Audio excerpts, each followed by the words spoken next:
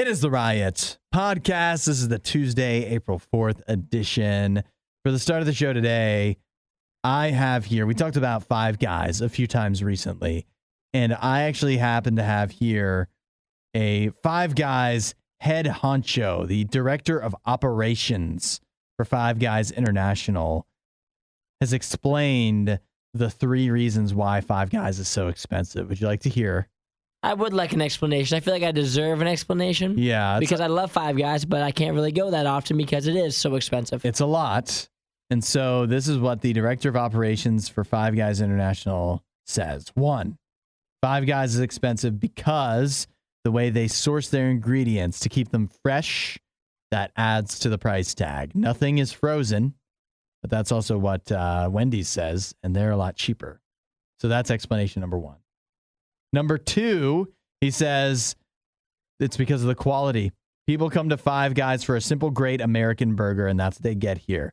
I don't understand why that makes it more expensive. That's just nonsense. It's just a bunch of filler words you're making up. Yeah, it doesn't make any sense. And then the third reason why Five Guys has to charge so much, according to their director of operations, is because that all of the toppings for your burger are free of charge.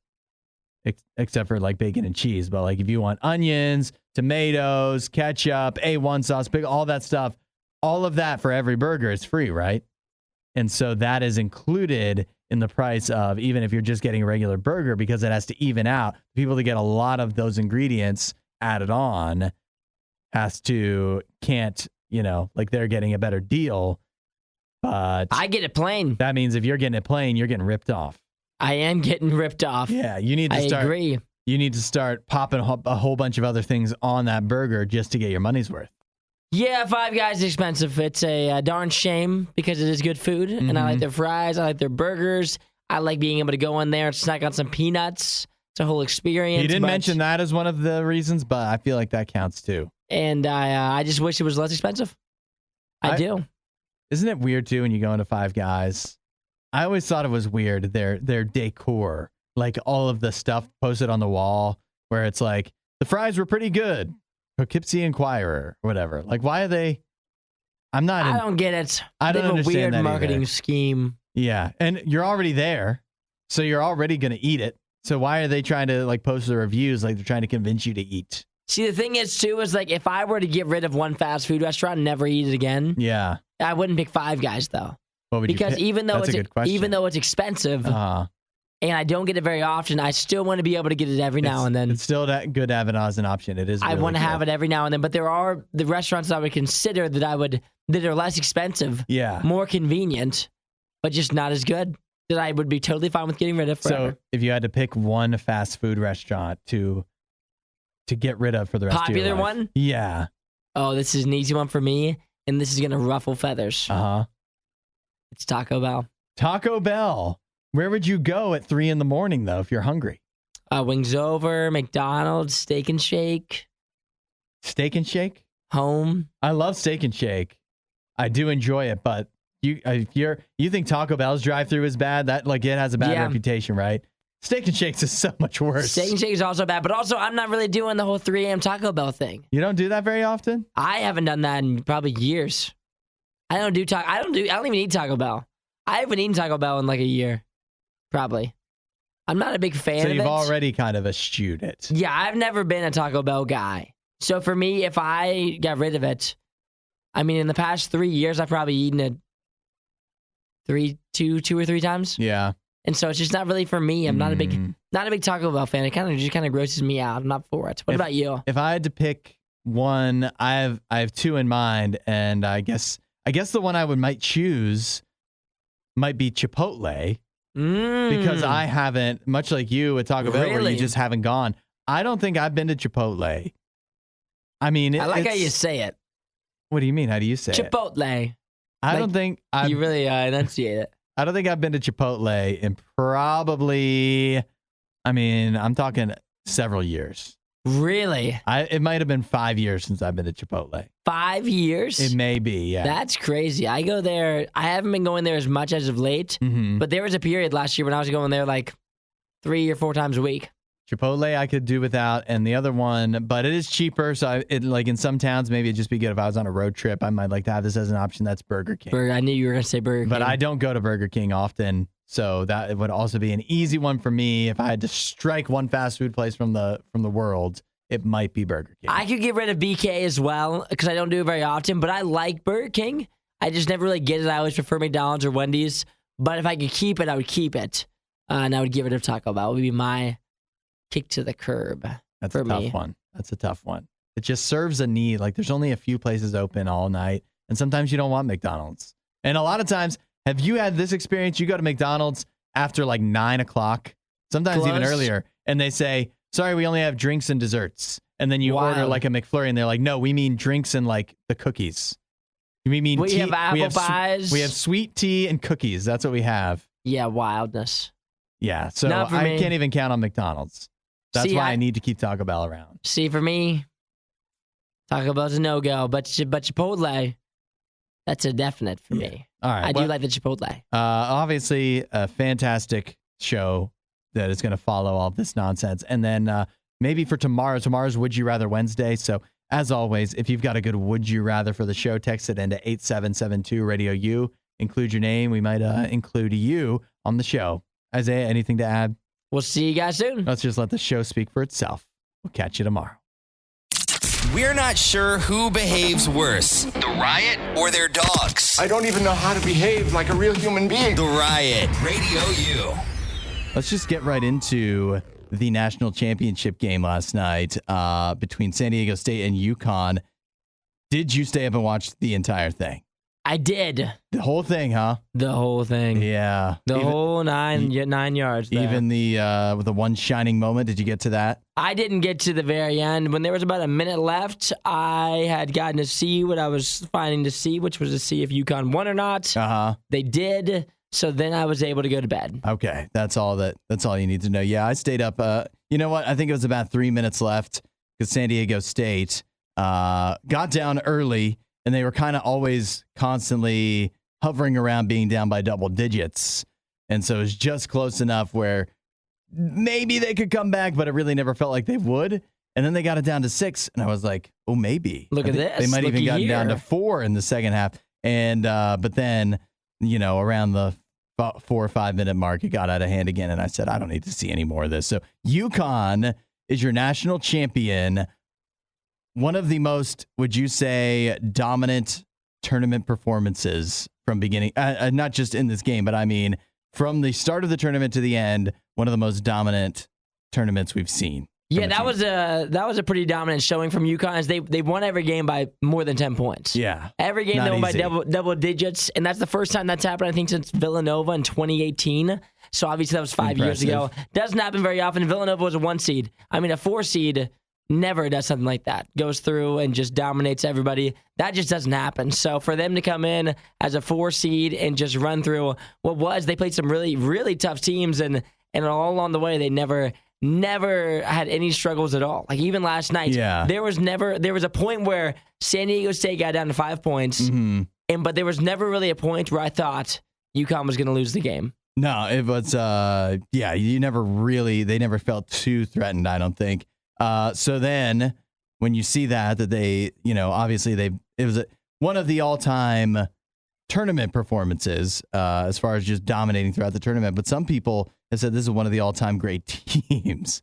And you can tell maybe by my reaction to that's nonsense. Yeah, definitely not. That's foolery, tomfoolery. Why are people saying that? They definitely aren't. I think just because they were so dominant throughout the tournament. But people forget how great some of the teams have been in the past years. But this year, the difference in the tournament this year, and it's different from years before, is the field was very even across the board. That's right. Even the 1 seeds, there wasn't much to separate the 1 seeds from the 2 seeds and the 2 seeds from the 3 seeds. There wasn't a lot of dominant teams coming into the tournament this year, where usually there's like a set. The 1 seeds are clearly better than the 3 seeds, and the 3 seeds are clearly better than the 7 seeds. But coming into the tournament the whole season, there was never a slate of top 5 teams that stayed in the top 25 the whole year. And so coming into the tournament, it made it that much more difficult to pick teams and to pick who was going to win, because it was so even across the board. There's going to be so many good games, and that could make a 4 seed like UConn, who probably, I mean, looking back on it, should have been a 1 seed. They could have been. Coming into the tournament because of their performance now that we've seen how good they were all season, and they had a great record all year. But at the end of the day, just the amount of stars that were on their team that are looking to go to the NBA at all, like, which is very few. Right. That alone shows that this team isn't an all-time team, but they were a great team. And you think about, too, although it was dominant in the tournament, they didn't have to beat a 1 seed the entire time. They didn't even have to beat a 2 seed, I don't think, the entire time. So as dominant as it was, there's definitely, and it sounds like you're diminishing UConn. It was a great season, great team, but be careful before you start putting them up there before you start saying stuff like all-time anything. With this UConn team. It was a good team. Probably not even the best UConn team of all time. Yeah, probably not. But still a great season, a great team. Congratulations to them. Last thing, how do you feel the entire tournament now that's in the books? How do you sum it all up? Was it, I thought it was fun. I thought it was a good tournament. I think the national championship game last night, I mean, obviously it wasn't one for the books, as it was kind of a blowout the whole time. The Final Four was pretty solid with the Florida Atlantic San Diego State game. Everything before that was better. When we got to the end, I was not as big of a fan of having as many lower seeded teams in the Final Four. Yeah, it was tough. There just wasn't a lot of star power this year. No, like Miami, UConn, Florida Atlantic, and San Diego State. Like, that's not bringing a whole lot of eyes to the screens, I don't think. Not big name teams, not big name players either. No like definite NBA superstars advanced super far in the tournament. So, but still, I mean, it's still, that's saying like Little Caesars is not big. You know what I mean? Like the worst pizza is still good. Still good. And the worst NCAA tournament still pretty good. Your For You page would be a lot more fun if it had Hudson, Nikki, and Isaiah. Follow at RadioU Official on TikTok. The Riot. Radio U. A few days ago, we could still use your help if you want to go to RadioU.com. And again, today, if you want to get the shirt or hoodie, this is the day to do it. Tomorrow they will be gone. Isaiah, big news yesterday for us space heads. I'm sure you saw that NASA has announced the astronauts that will be going around the moon on the Artemis 2 mission. You've seen this, haven't you? I did. I just talked about it in the news. Yeah, I guess you did. So then all about Victor Glover, who is he is going to be the pilot for the mission. The head honcho, you could say. You could, but you'd be wrong, right? No, I think he'd be the head honcho. But he's not the mission commander. But he's the one flying the rocket. So he's the pilot. So who's really in charge here? I don't know. I guess what happens if the mission commander tells him to stop flying stop flying the thing? It's like if you were in the backseat trying to tell me how to drive, I'd be like, how about you just let me do my job, you do yours. So they just give the other guy the mission commander role just so he feels important. Well, he that distinction goes to Canadian astronaut Jeremy Hansen. Aha! It's a cute little award for him. Yeah, Canada going to space. They're going to be. I don't know if I like how they put this. They say it makes Canada the second ever country to go around the moon, and this is the first Canadian to ever leave Earth's orbit. Well, I'm glad that he gets to ride in the rocket with all the Americans. Yeah, it makes me. It's inspiring to me because it makes me feel like I, as a Canadian, can also do anything. Maybe one day I'll take you to the moon. There's no limit to what I can accomplish. I can be the mission commander, and you can have some role as well. But really, we know who's in charge. We know exactly who's in charge. Yeah. The other two astronauts that will be going, Christina Koch. I said Kosh. You said Kosh? That's what I came up with. Sometimes it's different depending on the people. Yeah, it is. But that's what I went with. Because there's the Sam Adams guy. It's Koch. There's the Sam Adams guy that used to always be in Sam Adams commercials for the beer. And his last name is the same. Then there's also the Koch brothers. And they donate to Republicans or something. So I never know. And then there's Reed Weissman, who is those two are mission specialists. And, it's good for them. They've been really working their way up in the astronaut game this whole time. You know what I mean? Yeah. Like they paid their astronaut dues, worked their way up, and now they get their time in the spotlight, in the moonlight. They will be up there. Christina Koch, they say I still don't know how to say it. Koch. I'm saying Kosh. Kosh. You're saying it different than any of the ways I've said it. Yeah, I know. And somehow we're definitely wrong on it. And we also could have looked it up, and I didn't. I didn't anyway. Man, she's going to the moon. Yeah, what's the big deal? Yeah. But they also say that she is the woman that has the distinction of having the longest mission in space already. Oh, wow. So she really has paid her dues, her astronaut dues. She was out on the International Space Station for 328 days. That's almost a full year. In space. Now What she a has, year. Now she has to spend 10 days with these 3 other dudes in what they say is basically like the size of a large van. Yeah, this whole, we're doing this thing again. We've been doing this recently. What's that? Where we're trying to make it cool to go around the moon. It is cool to go around the moon. Not cool to go around the moon. It never happens. Land on it, then call me. We haven't done it. I don't know if it's happened in our lifetimes. Them going around the moon? Yeah, going up this far into space. Why don't they land on it? I'm sick and tired of them orbiting things. They Yeah. orbit the Earth, we're orbiting the moon. Land on it, then call me. I don't care that you're going around it. Doesn't matter to me. It's not easy to do that. I don't care if it's not easy. I want you on it. If you're going around it, you might as well not even go to space. If you don't land on it, if you don't touch your feet on the ground, you might as well not even go. That's like me. But if you land, you're not in space That's anymore. like me driving somewhere really far away, never getting out of the car and saying, oh, yeah, I went to wherever, drove around. Well, some places around and came right back. Some places are so wild you don't need to get out of the car. No, you got to get out. If you don't touch your feet to the ground, does that even count as a trip? No, you didn't go to the moon. You just drove through it. You just drove past it on your way back home. I'm tired of them doing this. I want you on the moon, NASA. What do you mean you're tired? They haven't done this before. But they're always orbiting things. I just talked about this a month ago. They were talking about orbiting the Earth. I don't know. They're always orbiting things. Land on it, NASA. Why do you hate space travel so much? I just hate that my taxes are going towards silly things like orbiting.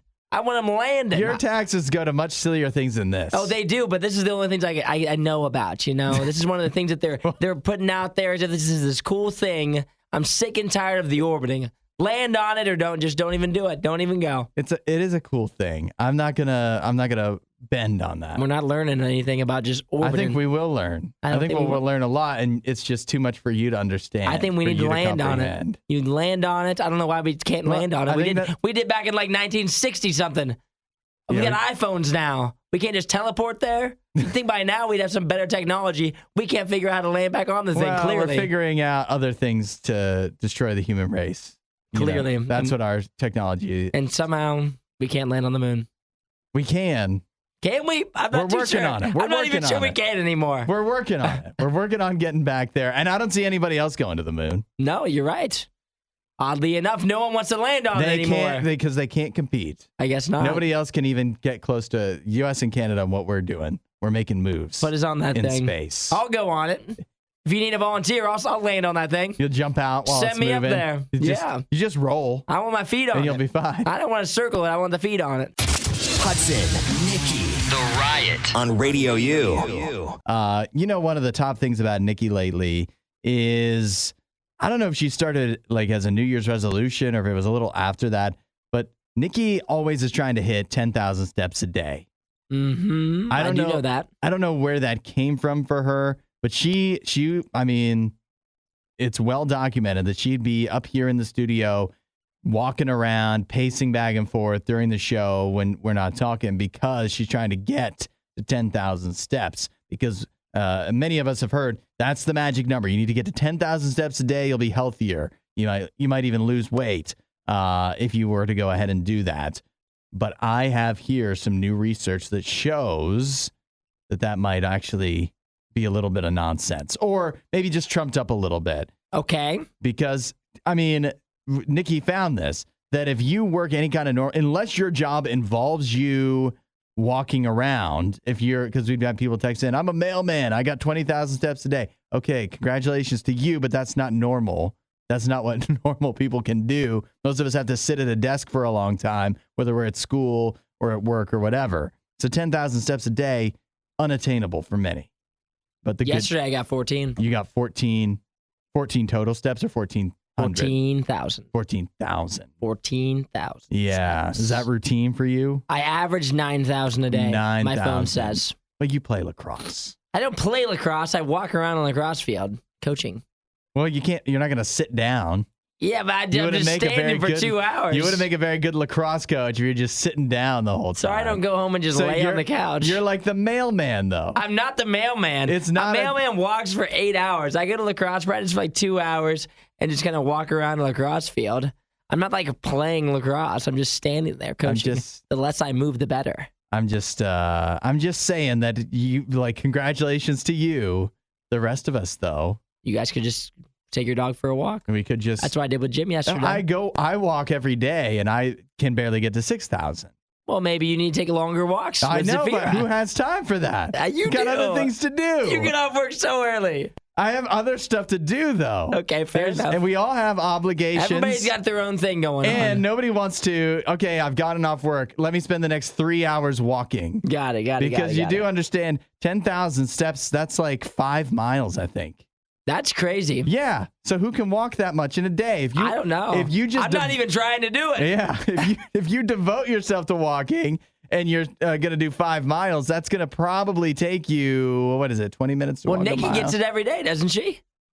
I don't know about she gets it every day anymore. She does it like just by walking around the studio. By standing up, it's you know what? I would say this to her. It's a crazy thing to do. It is. It's a wacky thing to do. But here's the great news. This makes me feel better that we have a new study here that says that walking just 8,000 steps once or twice a week significantly reduces the risk of death over 10 years. There you go. Because it is, this is something that some doctors were studying because, in Japan, because they were thinking the same thing. It's like, well, for many people, you can only, maybe you only have time on the weekends. Yeah. Between all the other stuff you got going on, especially during the week, you got school and you've got your job or whatever. You just got about a bunch of stuff that makes it difficult to take enough time to walk 10,000 or even 8,000 steps.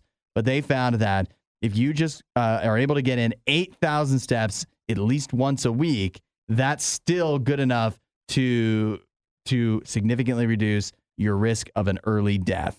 That's pretty good. That's pretty good, right? That's not terrible. And you can easily get that. 8,000 steps once a week in one day. I mean, if you don't get, come on.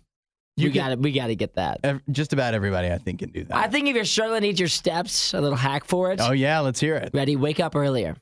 Because between the hours of 9 and midnight, you're not walking around. 9 p.m. and midnight. 9 p.m. and midnight, you're laying on the couch For me, watching it's your 9 show. a.m. and midnight. So if you go to bed at 9 p.m. or 10 p.m., because those hours you would have spent laying down watching pointless TV or whatever your show is, and instead of waking up at 8, you wake up at 6 or so, at 6 a.m. you'll be moving around. Get yourself up, and then you'll get some extra steps in. Yeah, you see a lot of people up. If you get up at that time, you see a lot of people out running and walking and whatever. Do a little walk. Take your dog for a walk. Wake up a little bit earlier. You'll be a little bit more moving and grooving early in the morning than you will be at night, I think. And, we've all heard this one before, too, right? You can park farther away when you go to the grocery store or something like that. Mm-hmm. And depending on where you live, this is something I do.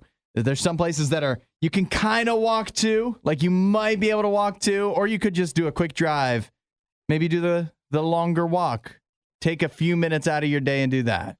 Take a stroll. It'll save you from dying, apparently. While Isaiah is wishing for a girlfriend, Nikki and Hudson are just wishing for any friend at all. The Riot. RadioU. A 6-month-old Rottweiler puppy named Patty. He was just brought to the UK to be with his new family. Jay and Megan have adopted him. And although he's 6 months old now, he's spent most of his life previously to being brought to the UK to meet these folks. He was with Megan's parents. Megan's parents live in Northern Ireland. They bought the dog to replace this couple's previous dog that had passed away. And so this dog had been living in Northern Ireland with Irish people for its first 6 months. Now that it's made its way to the UK, they've discovered the current owners, Jay and Megan, have discovered that the dog, although well-trained, well-behaved, only will behave, only will listen to commands if they're spoken with an Irish accent. Nice. Yeah, isn't that great? So they were, kind of getting a little frustrated with the dog at first, trying to figure out, why will it listen to this gal's dad, but it won't listen to us? Yes, he's been living with this gal's dad for a while, but why won't he listen to us? And then they made the discovery that if they just say, sit, Patty, then he will listen. Was that more Irish or Scottish? I can't tell the difference. You're not an expert. Mm-mm. Everybody would have just went with it, probably, if I just. Yeah. Or they just would have grumbled to themselves. What a horrible accent Hudson just did. But I saw this, and this made me think. You've got a dog. A dog that struggles with its behavior. Jim the dog. And I was thinking, Jim the dog, where'd you get Jim? Kentucky? Southern Kentucky, almost on the border of Tennessee. Mm-hmm. So maybe you just need to talk to Jim. Maybe he needs to hear a Southern accent. Maybe a more Southern guy. Huh? Yeah, because what do you say when Jim misbehaves now? Jim, when has this ever been appropriate? That's what you say? When has this ever been okay? What you need to do. Why would you do this to me? Is go, Jim. Why do you think you could get away with this? Yeah. Jim. I know. If I could just figure out what it is that he needs, I'm just glad that they figured out how to get their dog to listen, because some of us never will. Some of us never will. And here I am. This is something for you to try, though. I know. And if it doesn't listen to the Southern accent, you can start doing other accents. Just keep on going until I find something until that really you find something that resonates with him. Really gets in there with him. That he's like, you know what? Maybe I shouldn't pee in the house again. Maybe I should stop doing that. Jim, stop peeing in the house. Yeah, I need to get out do in something. the yard. Bad dog. I gotta do something. Try it out right now. Try the Southern accent. Come on. I'm not it's a radio show. I've done it before. You got to do it. I've done my Southern accent before on the show. I can only bring it out every now and then. You actually lived It's a special thing. in Kentucky, so you It's a special thing. You should have mastered it. The Southern accent? Yeah. I do have a good Southern accent. I do it every now and then. But if I do it all the time on the show, it's not special anymore. I don't know the last time you did it. See, because whenever you do an accent, people are just used to it, so it's not that special of a thing anymore. I don't do accents that often. You do accents every single day on the show. Every day you do an accent. And so it's not like a special thing now because you do it so frequently. But whenever I do it, it's so few and far between. Yeah, but you have to do it when it's appropriate. I did it about a month ago. It's appropriate. I did it earlier in the segment. When the moment calls for it. I said Tennessee. Well, that doesn't really count. That counts. That's not even an accent. You're just changing the... Tennessee. Yeah, that's not just an accent. Just a little flair. You're just... A little extra flair. You're just saying it like it's spelled with an AY at the end. And that's how you speak country. That is how you speak That's how you country it up. Yeah. Well, okay. This is something for you to try, and anybody out there with a misbehaving dog, maybe just start trying out different accents. Maybe they, where they come from, that's what they grew up with. If nothing else, maybe it'll just be something different. It'll just it might make it fun for you. Yeah, there you go. Find more Riot content online. Riot.radiou.com. What's the most awkward thing you've ever seen somebody do on a date? Or, if you want to admit to it, it's the most awkward thing you've done on a date. But text in anybody that's seen anything awkward on a date. Let me know at 877-2-RADIO-U. What do you think, Isaiah? What's the most awkward? I don't know if I've ever done anything super awkward. Uh-huh. If I have, I probably didn't realize it was awkward, and she probably thought it was super awkward. Uh-huh. So that's probably why that didn't work out. But have I seen awkward things? See, the only thing that I've seen that I feel like this is a lean back on that people constantly talk about is the same side of the booth sitting. Which seems like a big no-go. It's definitely awkward when you see other people doing it. But I think that my thoughts on it have come around.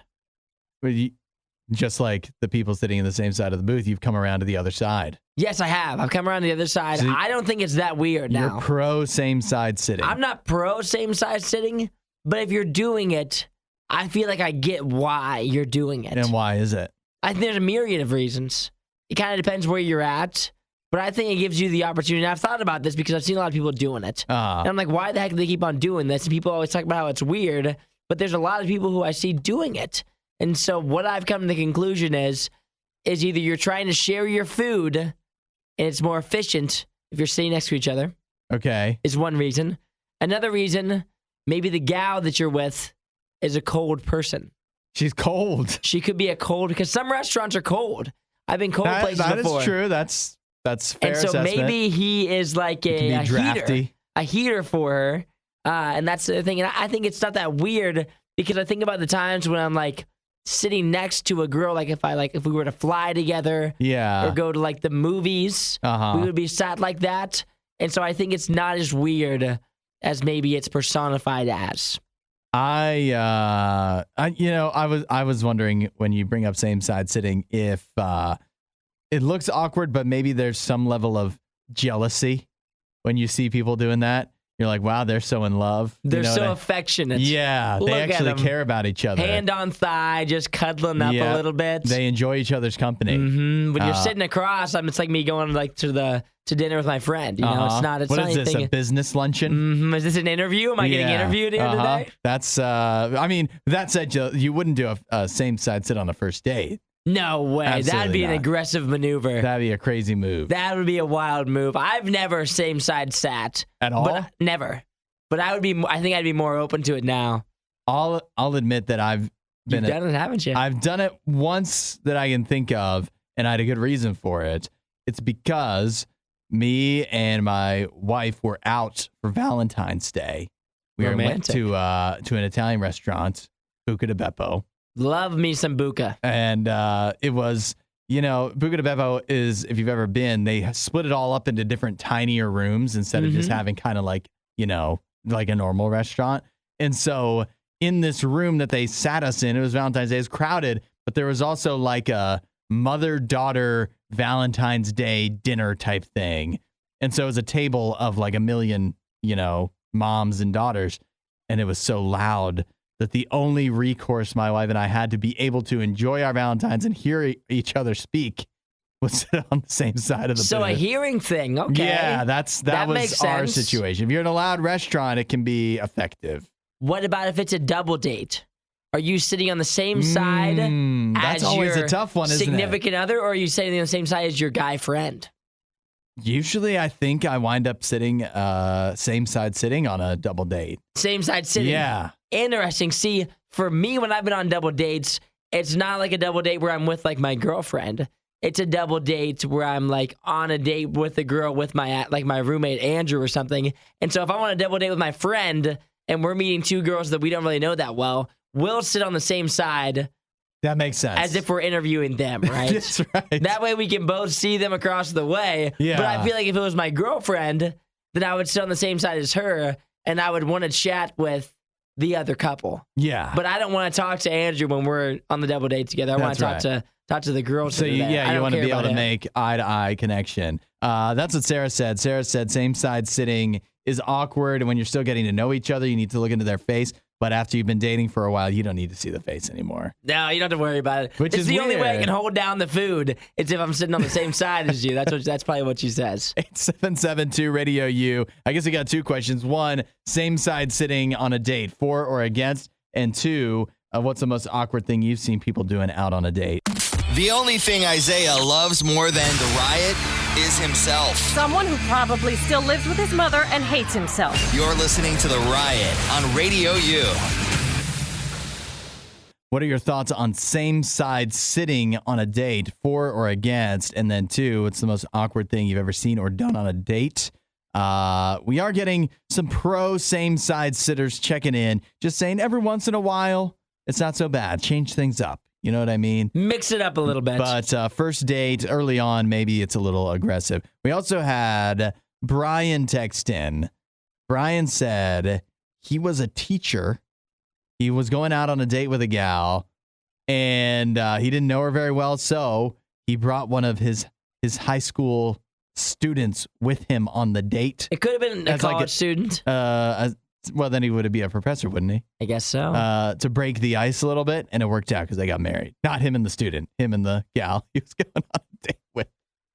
So wild story there. But that brings me to a point, which is many of the awkward things that maybe to an observer would be awkward, or if they don't work out, seem awkward. It's all depending on the results. True. If it works out, if it winds up, winning you the gal or the guy, maybe it's not that awkward after all. Yeah, it's not that bad then. If they appreciate it. If you win them over, yeah, then it's not awkward ever. Now, I have a follow-up question on this, mm-hmm. and that is, let's say, like you've, if you've gone through a few relationships, and maybe you don't realize, in the heat of the moment, the breakup, it doesn't go well or whatever, and then as you grow, as you mature as a person, you realize, well, I did some awkward things, some stupid things in the relationship. Yeah.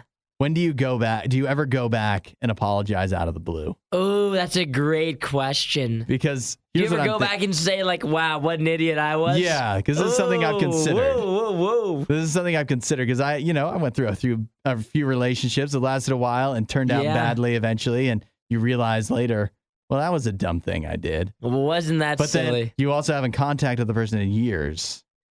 So how weird would that be? I mean, I think it's all time period. Depends how long it's been. And the relationship and what you did, right? And then what they're doing now. There's just no cookie cutter answer for that. If you have a new girlfriend or if she has a new boyfriend, no way you go back and say You just never reach out. You just don't say anything. That's kind of how I felt. But if they're still single, and you're still single, I think you can reach back. Not saying that you want to rehash anything. Oh, okay, I got you. But I think if you wanted to, and it's been less than probably 2 years, I think you can come back and say I was an idiot. Less than 2. I think less than 2. Less than 2 years. Over 2 years, like that. I mean, it's in the past. They're Forget over about it. Yeah, this is you're too thinking too much about it. But if it's within 2 years, I think you're okay. If they're still single, you're still single. You can reach out and say, "Hey, I was stupid. I'm not trying to get back together with you, but I was dumb, and I will admit it now." See, that's the way I picture it is. Even though I'm happily married, if I reached out to somebody I used to date, a gal I used to date, and go, "Hey, I just want to apologize for that thing years ago." I feel like that would be read as, "Oh, he wants to get back together." Yep, which is not happening. That's what would happen. But that's how it'd be. And if somebody did that, vice versa to me, "Hey, I want to apologize for when we were dating years ago," I'd be like, "What are you doing? I'm married. Why are you reaching out to me now?" So it's been 5 years. Yeah, why in the world are you trying to contact me and apologizing? But then it feels like, apologizing feels like the right thing to do, and you realize you were wrong. And especially if somebody you were really close to for a while, you really hurt them. But yeah, sometimes you just got to soak it. Yeah. You just got to soak it. I think 2 years. Sleeping dogs lie. Just let it roll. They're probably over by now. You can admit you're an idiot. They're probably thinking about it less than I am. Disinformation, mispronunciations, bad impressions. That's Hudson. This is The Riot on Radio U. What do you think of this? We got a restaurant in Japan. It's called Daebu-chan. And they've instituted a wild new policy where they will no longer allow customers to have smartphones in the restaurant. They are not allowed to use smartphones while they are in the restaurant. Would you go to a restaurant that didn't allow you to have your phone? I would. Yeah, you do it? Does it even matter the reasoning, or you'd be okay with it? I think I'd be okay with it. Not like every time. Yeah. But every now and then. Even if you were going alone? As long as if I'm going alone, no way. No? I'd have to be there with friends. If I'm going by myself, there's no way I don't have my phone out. Yeah, that's what I'm thinking as well. I need my phone out if I'm by myself. If I'm going to sit down in there by myself, I'm not going to just stare at the wall. People watch, I guess. But also, I just feel so disconnected, alone. I feel awkward. Yeah. I feel like you do need your phone if you're sitting somewhere alone eating. Yeah, I just would feel awkward, I feel like. I know nobody else would be looking at you. Nobody cares about you. You'd also feel like everyone else was looking at you. Like, why is that guy being the creep, not looking at his phone? But let me give you the reasoning behind why this restaurant decided this. It's a ramen noodle restaurant. And their owner found a couple things. One, that seating times were getting kind of out of control. People were having to wait too long to get to their seat. But then, on top of that, they'd get to their seat and they'd be watching YouTube. And then the owner and the chef was upset that people weren't digging in. Like when the food came out, they would continue watching whatever they were watching on YouTube and not dig right into their food. And he says that not only does it, take up people's time that are waiting to get into the restaurant, but it also messes with the integrity of the noodles. He says the noodles are stretched out and ruined after they sit in the soup for too long. So the people are holding up everybody else is trying to get in and watch YouTube videos, and they're messing up their own food experience. And so he popped this idea out on Twitter. People were in favor of it, and now if you go to Daebuchan in Japan, they will not allow you to bust out your phone and start watching YouTube while you eat. We're talking about ramen here, right? We're talking about ramen. It's different in Japan, though. It's not like the 10-cent stuff you get at the grocery store. I mean, I hope so, considering he makes it sound like he's at this fancy place. Yeah. So I'm hoping that it's quite the experience here. I mean, maybe now that you're not being distracted by your phone, you can really understand. You can really just dig in. You can enjoy the experience of eating these noodles. Yeah, for me, I mean, I'm fine with it as long as I'm there with people. But if I'm alone, no way. But what if everybody's alone? And then what's he going to do? Well, let me ask you this, though. Okay. What are you going to do about it? You going to kick me out? I pull out my phone?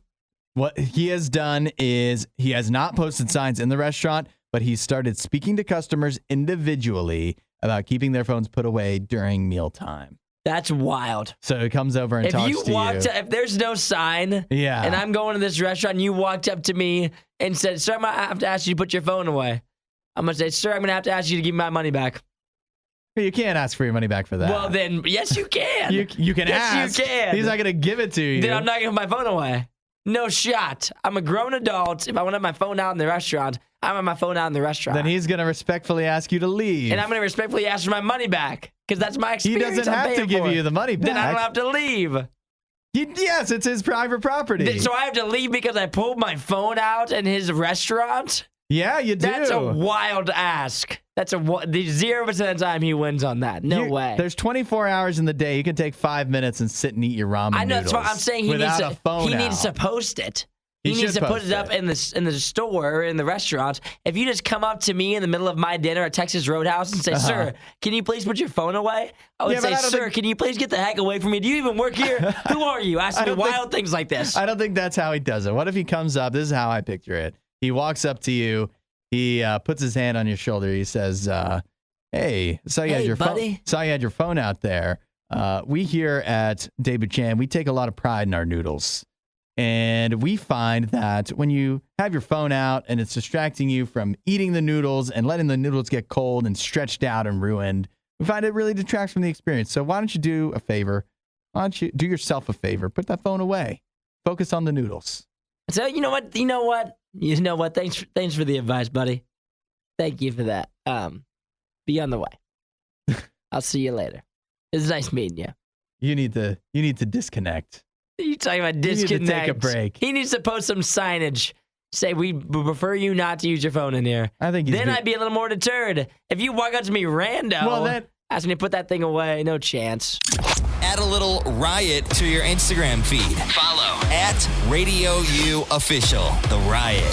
Radio U. I have here a list, a survey of the biggest tech icks that people can do. I'm going to go through this, Isaiah, and you tell me if you've ever done any of these. The top one on the list, 31% say this is an icky thing when it comes to tech. Playing music out loud on your phone in a public place. Big no-go. You would never do that? There's no shot I would ever do that. I'm with you on that one. That's a wild thing to do. Like if you're on like a bus, if you're at like a restaurant, if you're like outside around people, no way should you ever be playing music on your phone. It's a wild thing, right? We all there's AirPods and stuff these days. If you don't have headphones, you're not listening to music. I'm sorry. You can't do it. You cannot do it. I know it doesn't happen anymore, but I used to ride the metro a lot, the subway. Mm-hmm. And there was always somebody on there that for some reason on their phone just playing music for everybody to hear. We don't care. Who do you think you are? You can barely make it out anyway. It's loud, but it's also it's not a good quality. You can't tell. There's other sounds going on. And if you don't have your headphones with you or something, the Bluetooth, like the battery died, just, you're just going to have to sit there. It's always the person with the worst taste in music, too. It's never like a song you want to hear. Yeah. They're never playing something you want to hear. No, but that said, you can do this if you're playing RadioU. That's the only exception. Well, if you're playing us, of course. Yeah, obviously. Number 2, saving people in their phones under cringe nicknames. That's pretty... Have you ever done that? It's questionable. In your contacts? It is questionable what you're saving it under, I think. What if it's work wife? That's lame. It's lame to even call somebody your work wife. Yeah, you can't be doing the whole work wife thing. Given. I think if it's like your significant other, you can have a nickname for them. You put them as significant other. You can have them as something. It can't be too cringy. It can only be so cringy. But if it's your friends, you have their primary nickname. Okay. Like if I had Andrew, my roommate, I could call him Drew. If I wanted to on my phone, it wouldn't be weird. Does that even count? Yes, that's a nickname. If you had him in there as Hound Dog. See, that's different. That'd be weird? Yes. Would that be cringe? That would be cringe. That'd be an ick? If it's not like a true nickname off of your name, then you can have him in that. But if you're calling him something crazy or calling her something crazy, you can have that there. What about using, this is similar to the phone, but people that use like speakerphone while in public? Good question. Because, see, I would lean no. The flip side of that is like having the Bluetooth headset too, and that also feels like an ick of like, oh, you have an important conversation you got to have right now. That also feels a little icky, although I don't know that that's up high on the list. But I guess the speaker's definitely worse. We don't all need to hear what I would you're saying. lean no. Yeah. Pictures of your own self as your lock screen. You've done that. I know you've done that. Well, it's me and Jim. I questioned you on it. It's me and my dog. It's still that way? No, now it's just Jim. Only Jim. Just Jim on here now. Yeah, that's appropriate. Yeah, before it was me and Jim, which I think if it's you and somebody else, that's fine. Yeah, no, you're right. If it's it's just a photo of you. If it's a dog though. Well, that's like Jim is like my son. Like if it's a picture of you and your son, then you would have that as your lock screen.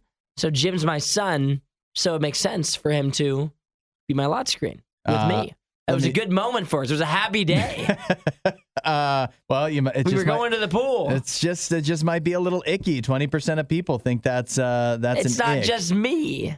What about having like a dirty phone or chips, cracked screen? That was 18% I don't of people. mind the chip screen. Sometimes you just can't help that. I've had a chip screen or a cracked screen for a long time, but it doesn't interfere. And I don't know, we just talked about money. That's a big expense sometimes to get your phone, to get a new phone. People that don't take their AirPods out. What do you think? What do you make of that? Like they're always in there? They always have them on. You don't know if they're listening to something or if they're listening to you. I think that's fine. You think that's okay? Because I lost my AirPods about a year ago. Yeah. And if I still had them, I'd wear them all day at work. I'd have them in at all times. I don't know how that would be perceived. I would love it. I mean, obviously not during the show, but the rest of the day I'd have them in all time. And then we'll do the last one. Lock screens with inspirational quotes. That's the lamest thing. That's lame? I think that's lame. But this quote, you know what? You can have one quote. You can have your quote that is your quote. Something that you said? So that's not something you said. Okay. But I'm saying you can't be rotating quotes. Like if you're going to do the quote thing, this better be your lifetime quote. Everybody gets one. Oh, okay. You can have your thing and that's your quote, whatever. If it means something to you, that's fine. But if you've got like a rotation of quotes that you're finding, that we need just one. You can have one. I rotate through quotes. You rotate? So I can get inspired differently every day. No. Like opportunities don't happen. You create them. You need one quote. You need that reminder. But after like a week, it gets stale. So I got to switch it up. I got to go, it is never too late to be what you might have been. It's too late. No, it's not. If it is too late. That's a reminder that I needed. If you've got that as your lock screen, it is too late. You need that every once in a while. You're not going to be who you could have been. You got to switch it up so it's a fresh thought. So you continue to be inspired. The Riot with Hudson and Nikki on RadioU. Yesterday, we talked about the top Easter candies. We had a whole survey from Instacart where they told us all the different. Sorry, Isaiah's just wrapping himself in a blanket. It's freezing cold in here. It's a little distracting, but we talked to Easter candies, and we had people texting in the favorite Easter candies and whatnot. And oddly enough, we had nobody, and I mean not a single soul, mention Peeps as their favorite Easter candy, which is crazy. Well known for Easter. It's probably the candy that goes most hand in hand with Easter. When you think of Easter candy, you're thinking of Peeps. But not many people seem to at least claim that it was their favorite. Maybe we've just scared away all the Peeps lovers. Because we hate them so much? We do hate them. We do not enjoy them. And now I've got even more bad news. If you're a Peeps lover, a Peeps enjoyer, is according to Consumer Reports, they are accusing Peeps of causing cancer. It's a big accusation there. It is. They are accusing, Consumer Reports is reporting that several different types of Peeps, as well as other different candy confections made by the Just Born Quality Confections Company out of Bethlehem, Pennsylvania, they are saying that they contain red dye number 3, which is an artificial coloring, of course, that has been tied in the past to causing cancer. So they call it a carcinogen. And several of the different Peeps, including the hot pink and lavender varieties, as well as the hot tamales. I would assume that applies to the hot tamales Peeps that are new for this year, as well as the candy itself, hot tamales, all contain this red dye that supposedly causes cancer. Yeah, that's wild. That's added to, I mean, it's a long list now of things that I feel like we are coming across that cause cancer. I think we always knew that Peeps weren't good for you. I mean, so are the majority of things that we consume, I feel like. Most of the things we eat aren't good for us. But I also think if you eat Peeps, you probably know, even if you enjoy them, you know it's killing you faster than other food. Kind of like pop.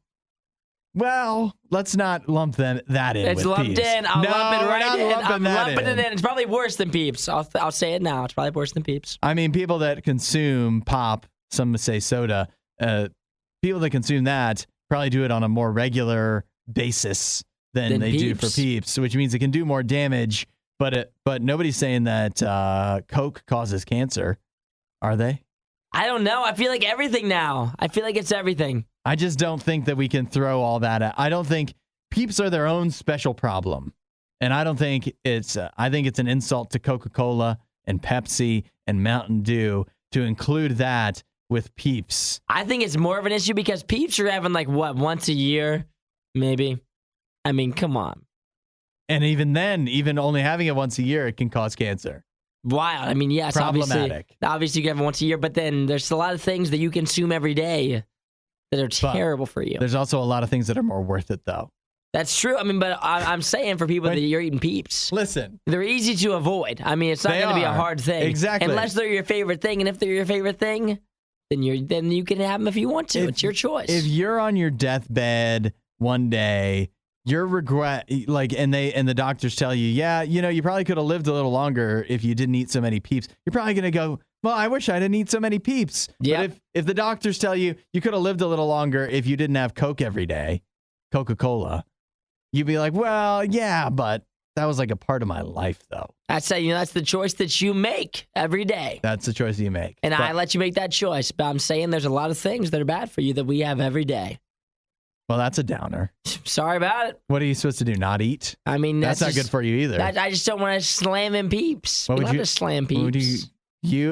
You of all people, you're going to tell us what we should be eating cauliflower? I'm not saying that you need to change your lifestyle. I'm just saying that maybe, you know, obviously Peeps, this isn't a good look for them. You're just saying feel bad about everything you eat. I am. I'm just saying this isn't so bad for Peeps. Because guess what?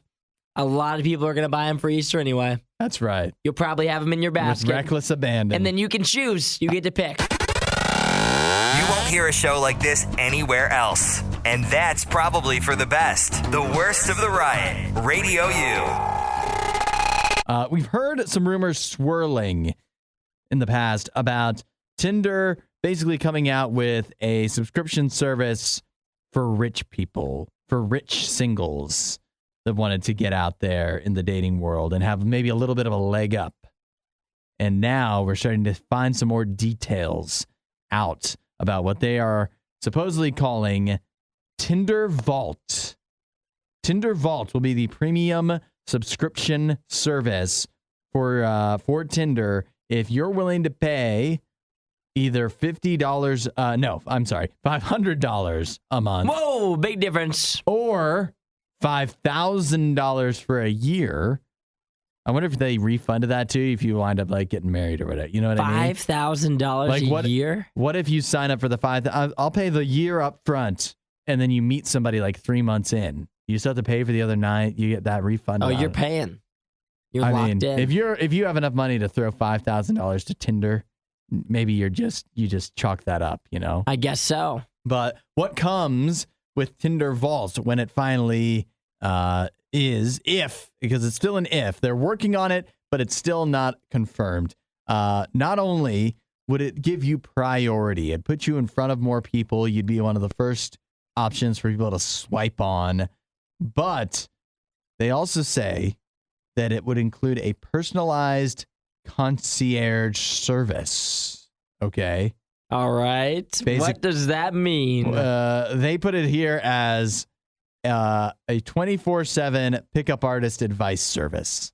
Is how they put it in this article. How do you get that job? Yeah, I think we're qualified. What kind of credibility do you need to be able to get the pickup artist support line job? Yeah, I'm a dating expert. I work for Tinder. I tell people how to get dates. And they don't work. It's so easy to give dating advice when you're not actually involved. Yeah. It's so easy. Oh, it's super easy because you don't care. Yep. There's no risk on your You don't care about the result. You aren't going to be the one that looks embarrassed or is embarrassed. So for you to give advice to somebody else, it's really easy. Yeah. For you to actually do it yourself, much harder. That's why we love doing it here on the show. Hey, you know what? I'm doing it. I'm doing it. You're living it. I'm living it. You're out so there for me living it. personally, everything that I'm saying is tried and true. I mean, yeah, you can say that, but it's also the tough thing about dating is like, what is the mark of success? You know what I mean? You're looking at it. That's right. You are looking it in the face. I guess so. It also includes a premium passport that would give you access to Tinder's most active and influential members. So like influencers? Is that what I'm hearing? Kind of like a Raya situation? Sounds kind of like Raya. Sounds similar. Yeah. So I mean, you're paying Raya prices to get in on this. So with no Raya people on there. You don't think so? No chance. You don't think any high profile people are on Tinder? No. They just go straight to Raya. Or they just date through Instagram or whatever. Like, I mean, when you're that high profile, you're just getting DMs every day. I guess I'd like to think you are, right? Yeah, you're not going on Tinder. I mean, if you're a woman, you don't even have to be high profile. You're not going to see Harry Styles on Tinder. I'm sorry even if you pay this $5,000, Harry Styles isn't paying $5,000 for Tinder. You think he's having trouble? He doesn't need to. You think he's having trouble dating? No. Yeah. So this is you're kicked off of Tinder, right? Mm-hmm, I got kicked off. That's the one you got banned from. Not because I did anything wrong. No. Because they said I was posing as myself. Uh-huh. Which obviously I wasn't. I am myself. But if they let you back on, would you consider this Tinder Vault subscription? No way. No chance. $5,000 a year or $500 a month. I think that if you want a girlfriend or boyfriend that bad, you're searching too hard. You're going to end up with somebody that you don't like anyway because you're going to force it. Take it easy. Take a step back. You got plenty of time. Just cool it a little bit. You don't need to pay all this money. It's not going to help you anyway. I don't think it's going to help anyway. Just like we mentioned earlier, giving dating advice when it doesn't actually come down to you. You know what I mean? It's no risk. There's some people out there that are going, yeah, but I really want somebody. I know you want somebody. The hardest thing to do is to not try. I know you want somebody, but you're going to force it with somebody, and then what's going to happen? You're going to waste even more time. That's also crazy advice because, not that it's not right, but you would never tell anybody that about any other thing. Like, yeah, I know you really want that job, that career. Just don't even try. Just stop trying so hard. Or if you wanted a job so bad, you're like, I need a job so bad. I'm just going to work at McDonald's. That's what I'm going to do. I'm going to work at McDonald's. That's what's going to happen. Yeah. And instead, you could have gotten a nice crispy manager job at Panera.